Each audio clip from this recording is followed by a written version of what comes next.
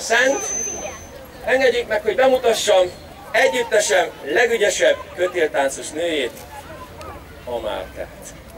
Amálka a következő néhány pillanatban némi segítséggel át fog billegni a kötél egyik végéről a másikra. A mutatványhoz elengedhetetlenül szükségeltetik egy egyensúly érzékében kiváló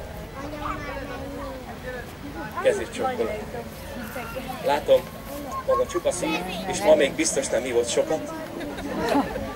Jó egyensúlyérzékkel bír, kedves. Hadd mutassam be a közönségnek név szerint.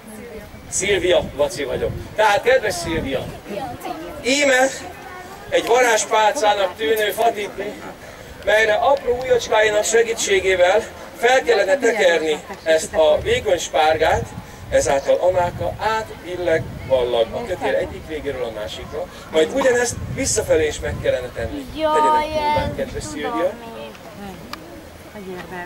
Ez nagyszerű, nagyon-nagyon jó, nagyszerű, és vissza is. Jó, majd élesbe jöhet végig, és aztán vissza. Nagyon jó. És szükségem lenne még az előadás hangulatának fokozásához egy zongoristára. Nem tudom, akad-e itt ennek között, te tudsz zongorázni? Ne szédítsél. Hány éve zongorázol?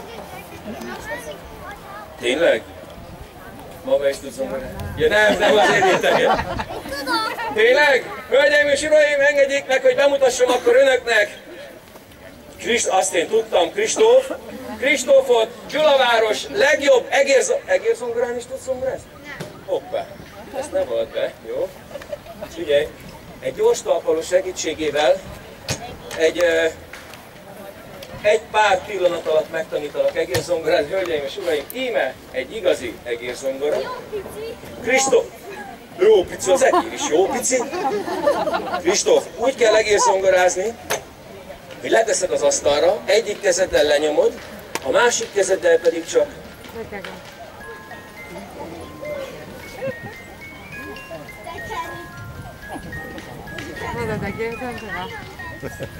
nagyon tetszik, de örülök neki.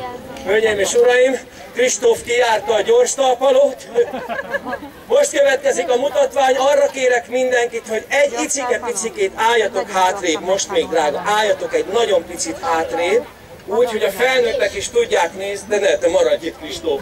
Felnőttek is jól lássák, itt Krisztinánál kicsit több helyet hagyjunk, gyertek, még egy picit hátrébb. És mivel a mai napon a mutatványt mikrofon és védőháló nélkül adjuk elő, arra kérek mindenkit, hogy néhány percen keresztül folytsák vissza lélegzetüket, maradjanak csöndbe, és koncentráljanak a műsorszámra. Drága Szilvia, kezdődjék hát a mutatvány, Kristóf, szóljon a muzsika. És Amálka csak billeg, csak ballag, és indul hátra, és most előre, és hátra, és előre, és hátra, és előre, és fantasztikus, köszönjük szépen! Drága Szilvia, nagyon szépen köszönöm. Kristóf, te is fantasztikus zongorista vagy. Hölgyeim és uraim, hogyha tetszett,